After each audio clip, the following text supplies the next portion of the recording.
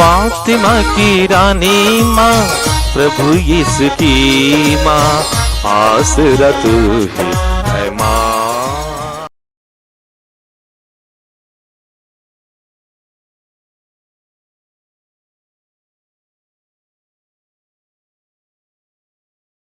पहला पाठ प्रज्ञा ग्रंथ अध्याय 1 पद संख्याएं 13 से 15, अध्याय 2 पद संख्याएं 23 से 24 तक। ईश्वर मृत्यु नहीं चाहता, वह प्राणियों की मृत्यु से प्रसन्न नहीं होता। उसने सब कुछ की सृष्टि इसलिए की है कि वह अस्तित्व में बना रहे। संसार में जो कुछ है वह लाभ ही के लिए है। उसमें कहीं भी घातक विष नहीं। मृत्यु पृथ्वी पर शासन नहीं करती, क्योंकि धर्माचरण करने वाला कभी नहीं मरेगा। ईश्वर ने मनुष्य को अमर बना दिया है।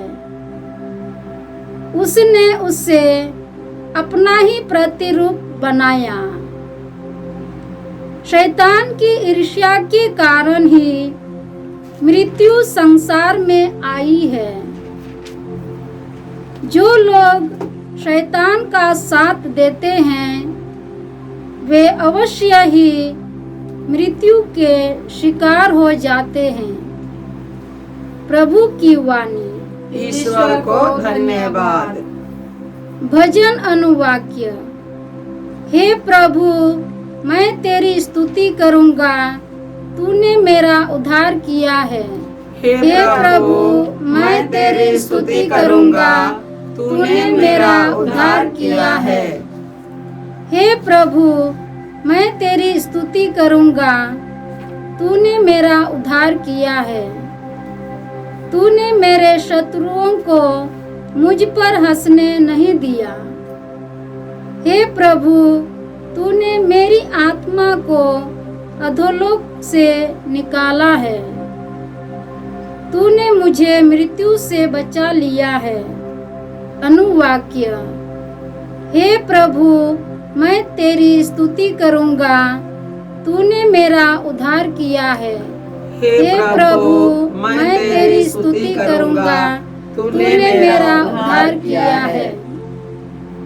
प्रभु के भक्त उसके आदर में गीत गाए और उसके पवित्र नाम की महिमा करें। उसका क्रोध क्षण भर का है, किंतु उसकी कृपा जीवन भर बनी रहती है।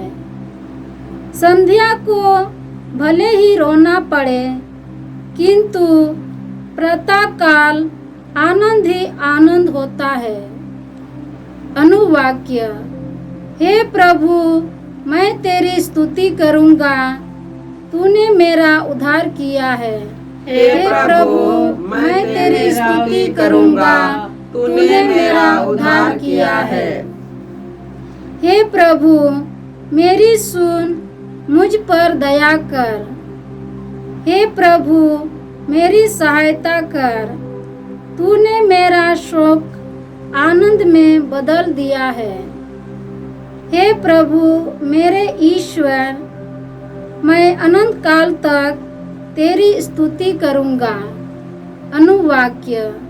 हे प्रभु, मैं तेरी स्तुति करूंगा, तूने मेरा उद्धार किया है। हे प्रभु, मैं तेरी स्तुति करूंगा, तूने मेरा उद्धार किया है। दूसरा पाठ कुरिन्थियों के नाम संत पौलुस का दूसरा पत्र, अध्याय 8 पद संख्याएं 7, 9, 13 से 15। आप लोग हर बात में विश्वास, अभिव्यक्ति, ज्ञान, सब प्रकार की धर्म सेवा और हमारे प्रति प्रेम में बढ़े चढ़े हैं। इसलिए आप लोगों को इस परोपकार में भी बड़ी उदारता दिखानी चाहिए। आप लोग हमारे प्रभु यीशु मसीह की उदारता जानते ही हैं।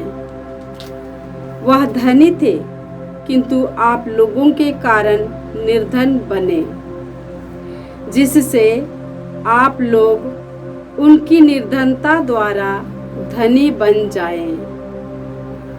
मैं यह नहीं चाहता कि दूसरों को आराम देने से आप लोगों को कष्ट हो। यह बराबरी की बात है। इस समय आप लोगों की समृद्धि उनकी तंगी दूर करेगी, जिससे किसी दिन उनकी समृद्धि आपकी तंगी दूर कर सके और इस तरह बराबरी हो जाए, जैसा कि लिखा है, जिसने बहुत बटोर लिया था उसके पास ज्यादा नहीं निकला, और जिसने थोड़ा बटोर लिया था उसके पास कम नहीं निकला। प्रभु की वाणी। ईश्वर को धन्यवाद। जय घोष। Hallelujah, hallelujah. हे प्रभु, तेरी शिक्षा आत्मा और जीवन है। तेरे ही शब्दों में अनंत जीवन का संदेश है। हालेलुया। प्रभु आप लोगों के साथ हो और आपकी आत्मा के संत मार्कुस के अनुसार पवित्र सुसमाचार। हे प्रभु तेरी महिमा हो। अध्याय 5 पद संख्या 21 से 24 तक और फिर 35 से 43 तक। जब यीशु नाव से उस पार पहुंचे तो समुद्र के तट पर उनके पास एक विशाल जनसमूह एकत्र हो गया। उस समय सभागृह का जायरूस नामक एक अधिकारी आया। यीशु को देखकर वह उनके चरणों पर गिर पड़ा और यह कहकर अनुनय विनय करने लगा, मेरी बेटी मरने पर है, आइए और उस पर हाथ रखिए जिससे वह अच्छी हो जाए और जीवित रह सके। यीशु उसके साथ चले। एक बड़ी भीड़ उनके पीछे हो ली और लोग चारों ओर से उन पर गिरे पड़ते थे। सभागृह के अधिकारी के यहाँ से लोग आए और कहने लगे, आपकी बेटी मर गई है, अब गुरु को कष्ट देने की जरूरत क्या है। यीशु ने उनकी बात सुनकर सभागृह के अधिकारी से कहा, डरिए नहीं, बस विश्वास कीजिए। यीशु ने पेतरुस, याकूब और याकूब के भाई योहन के सिवा और किसी को भी अपने साथ नहीं आने दिया। जब वे सभागृह के अधिकारी के यहाँ पहुँचे तो यीशु ने देखा कि कोलाहल मचा हुआ है और लोग विलाप कर रहे हैं। उन्होंने भीतर जाकर लोगों से कहा, यह कोलाहल, यह विलाप क्यों? लड़की मरी नहीं है, सो रही है। इस पर वे उनकी हंसी उड़ाने लगे।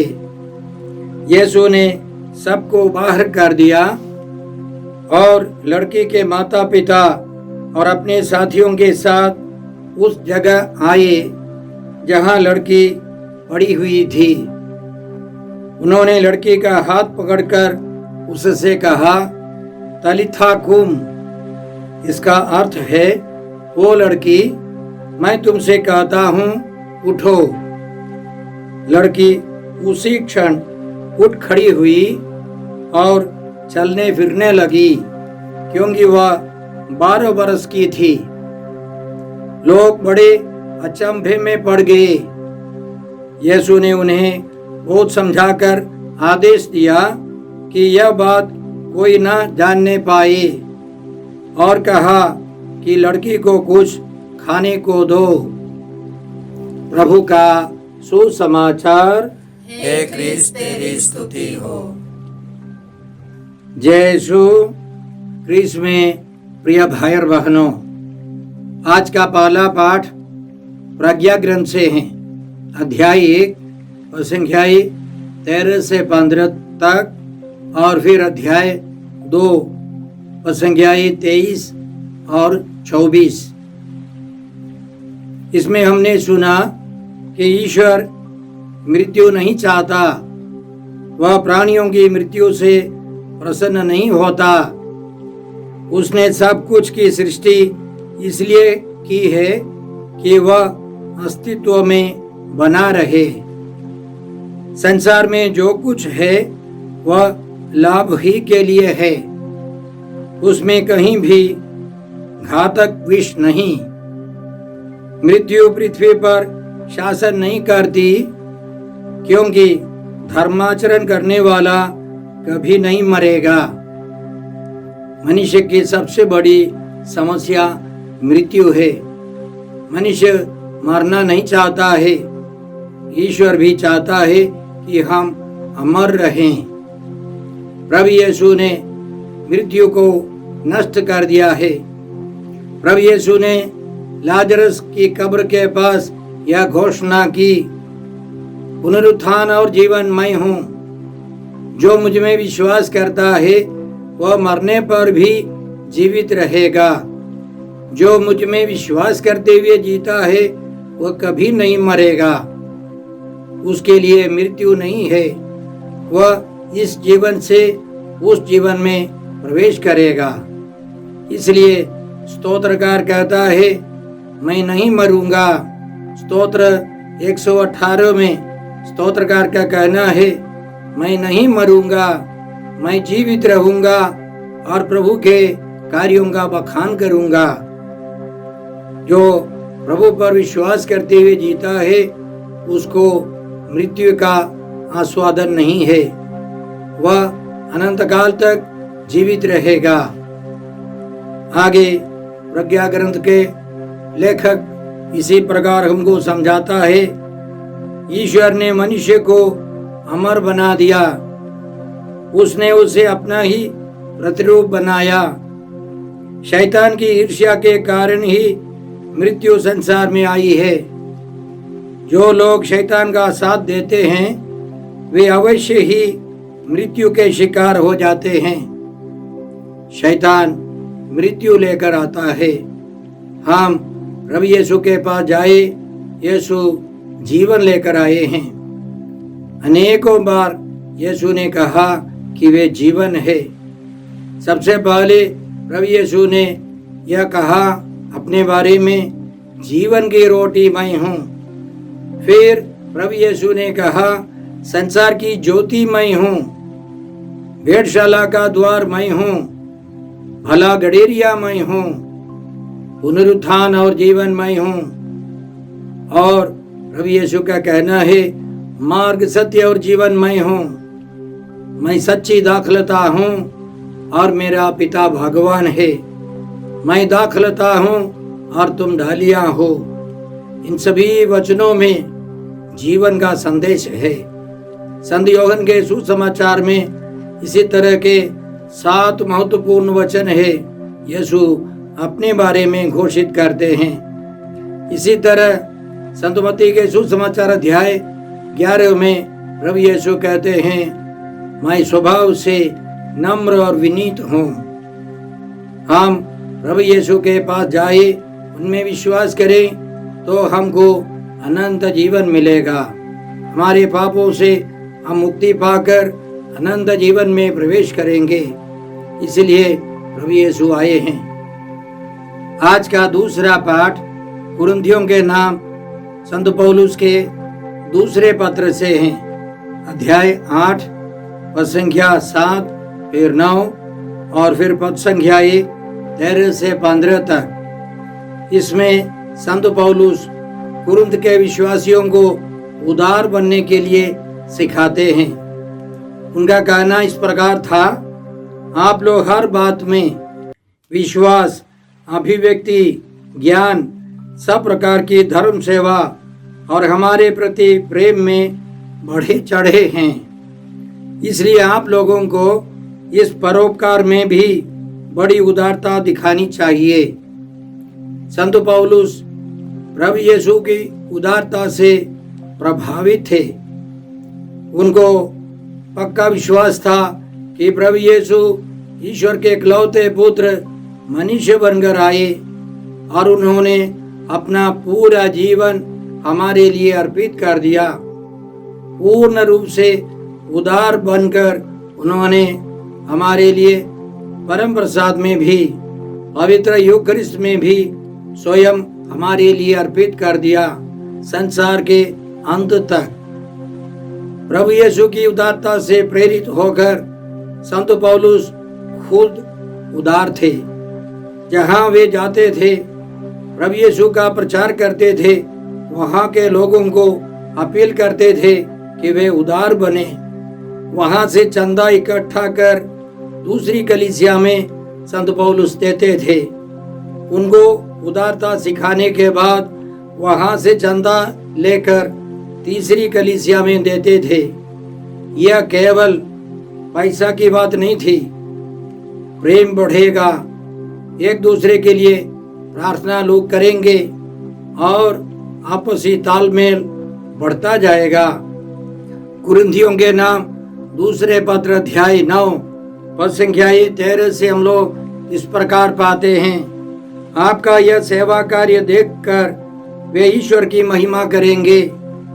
जब आप उदार बनेंगे, आपकी उदारता देखकर लोग ईश्वर की महिमा करेंगे, क्योंकि आप लोग मसीह के सुसमाचार के अनुसार चलते हैं और उनके तथा सबके प्रति उदार हैं। वे आपके लिए ईश्वर से प्रार्थना करेंगे। उदारता से दूसरा महत्वपूर्ण परिणाम, लोग आपसी मेल प्रेम के साथ एक दूसरे के लिए प्रार्थना करेंगे। वे आपको प्यार करते हैं क्योंकि वे जानते हैं कि ईश्वर ने आप लोगों पर कितना अनुग्रह किया है। तो प्यार बढ़ेगा, विश्वास बढ़ेगा और एकता बढ़ेगी और एक दूसरे के लिए प्रार्थना, मध्यस्थ प्रार्थना बढ़ेगी। तो यह केवल आर्थिक सहायता नहीं, सर्वांगीण विकास के लिए संत पौलुस का परिश्रम था।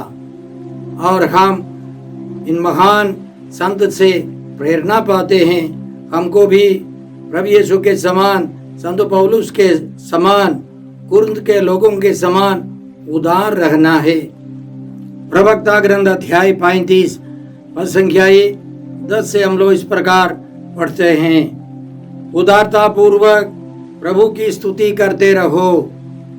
उदारता पूर्वक प्रभु की स्तुति करने के लिए हमें समय देना है। प्रथम फलों के चढ़ावे में कमी मत करो। प्रसन्न मुख होकर दान चढ़ाया करो और खुशी से दशमांश दो। जिस प्रकार सर्वोच्च ईश्वर ने तुम्हें दिया है, उसी प्रकार तुम भी उसे सामर्थ्य के अनुसार उदारता पूर्वक दो, क्योंकि प्रभु प्रतिदान करता है, वह तुम्हें 7 गुना लौटाएगा। पुराने व्यवस्थान में 3 प्रकार के दशमांश होते थे। 10 में से 1 हिस्सा मंदिर में चढ़ाना था, 10 में से 1 हिस्सा गरीबों को देना था और 10 में से तीसरा हिस्सा अपने पास रखना था। वह आपका नहीं है, वह सालाना खर्च के लिए, पर्व मनाने के लिए, परिवार के सदस्यों के साथ प्रभु के सामने आनंद मनाने के लिए, सालाना खर्च के लिए। कहने का मतलब, जो ईश्वर की देन समझकर दूसरों के प्रति उदार है, प्रभु प्रतिदान करता है, वह तुम्हें 7 गुना लौटा देगा।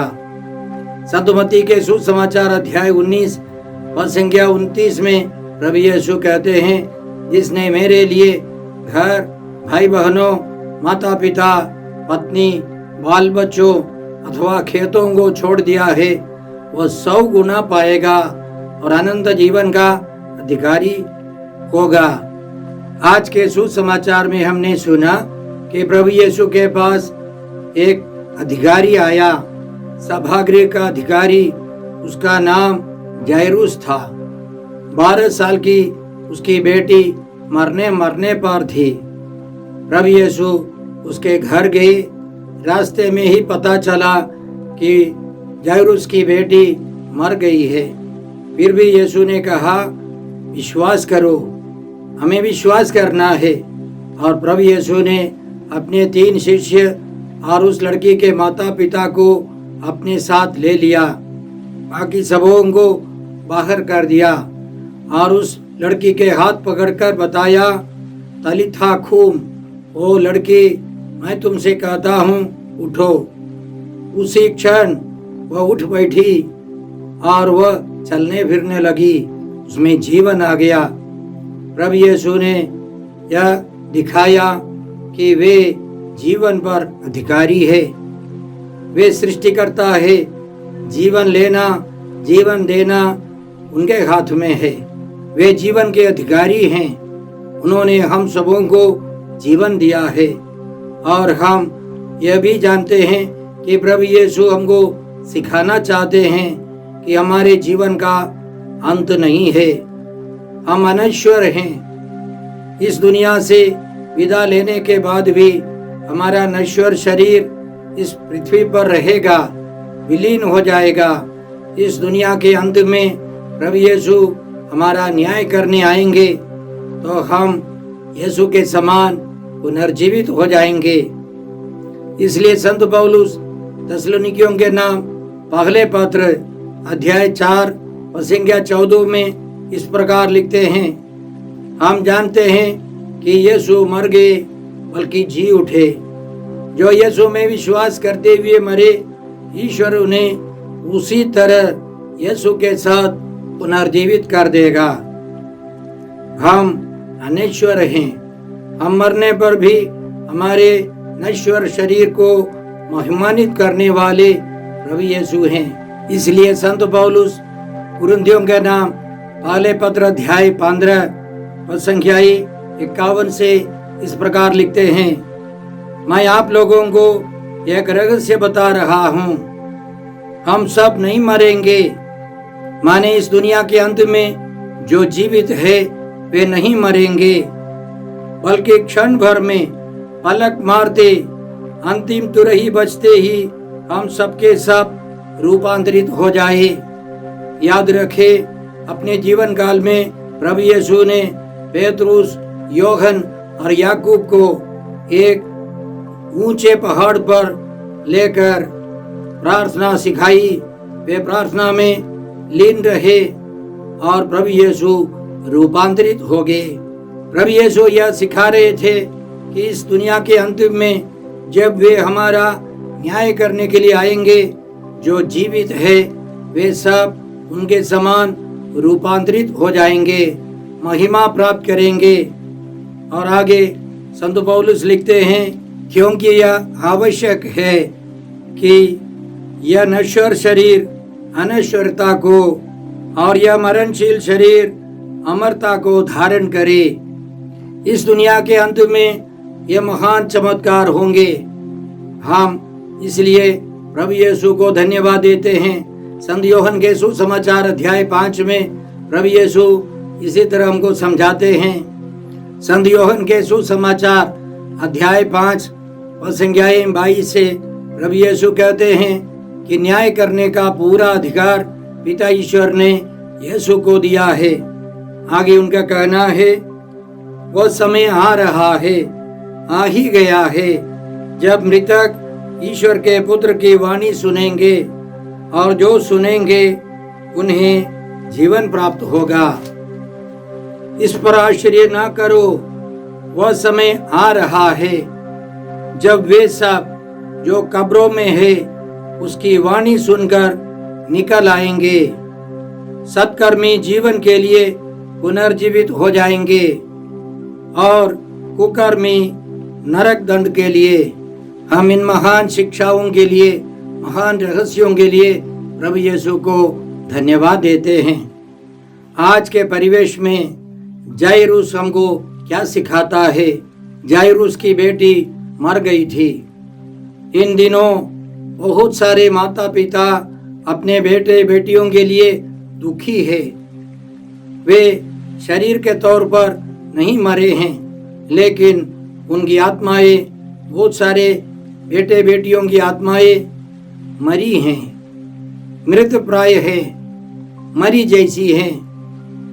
वे अपने जीवन को बर्बाद करते रहते हैं।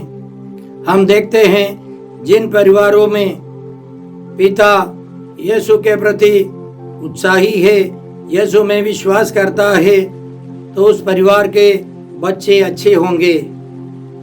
माता तो स्वयं प्यारी है, विश्वासी है।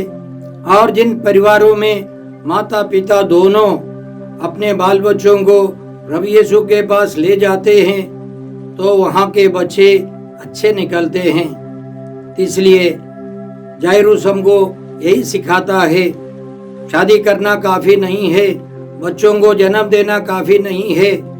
उनके सर्वांगीण विकास के लिए प्रभु यीशु के पास उनको ले चलना है। हम प्रार्थना करते हैं संसार भर के सभी परिवारों के पिता जाइरुस के समान बने और उन परिवारों में फिर से प्रेम, एकता और शांति हो। आइए हम प्रार्थना करते हैं। हे अब्बा पिता, हे प्रभु यीशु, हे पवित्र आत्मा ईश्वर, आज के सारे पवित्र वचनों के लिए हम तुझे धन्यवाद देते हैं और प्रार्थना करते हैं कि हम सब प्रभु यीशु के पुनरुत्थान में विश्वास कर आगे बढ़ सके। हम अपने जीवन में प्रभु यीशु की उदारता से प्रेरणा पाकर स्वयं उदार बने। हम यह प्रार्थना करते हैं प्रभु क्रिस्त के द्वारा। हमारे प्रभु यीशु क्रिस्त की कृपा, ईश्वर का प्रेम और पवित्र आत्मा का साहचर्य आप सबों को प्राप्त हो। आमीन।